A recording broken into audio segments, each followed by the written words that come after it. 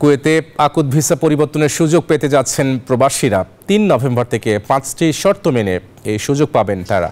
এ খবরে খুশি প্রবাসী বাংলাদেশিরাও। কুয়েত থেকে জাহাঙ্গীর পলাশের তথ্যচিত্রে ডেস্ক রিপোর্ট।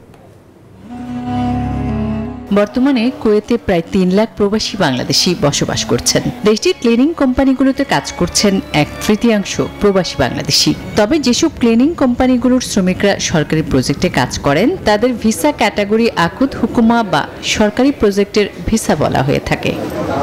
এনজিওর কিস্তি প্রথমবার বিকাশ পেমেন্ট করলেই 20 টাকা ইনস্ট্যান্ট ক্যাশব্যাক।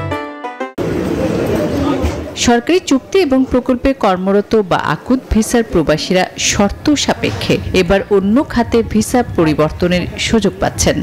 এই নিয়ম কার্যকর হবে আগামী ৩ নভেম্বর থেকে। যদি প্রবাসীরা এই সুযোগটা কাজে লাগাতে পারে এবং সরকারি সেক্টরে থেকে আকামা ট্রান্সফার করে প্রাইভেট সেক্টরে আকামা নবায়ন করতে পারে, তাহলে দেশের রেমিটেন্স খাতে একটি আলোর সম্ভাবনা রয়েছে বলে আমরা কুয়েত প্রবাসীরা মনে করছি। এই খবরে খুশি প্রবাসী বাংলাদেশিরা। অনেক ভাই বাংলাদেশি এর শিক্ষাগত যোগ্যতা এবং কাজের দক্ষতা থাকা সত্ত্বেও তারা আকামা জটিলতার কারণে ভিসা পরিবর্তন করার পারতেন না। তারা এখন তাদের শিক্ষাগত যোগ্যতা এবং দক্ষতা অনুযায়ী বিভিন্ন প্রাইভেট সেক্টরে সুবিধা মতো এবং ভালো বেতনে চাকরি করতে পারবেন।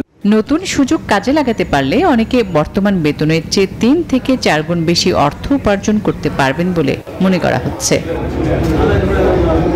Desk report, news 24।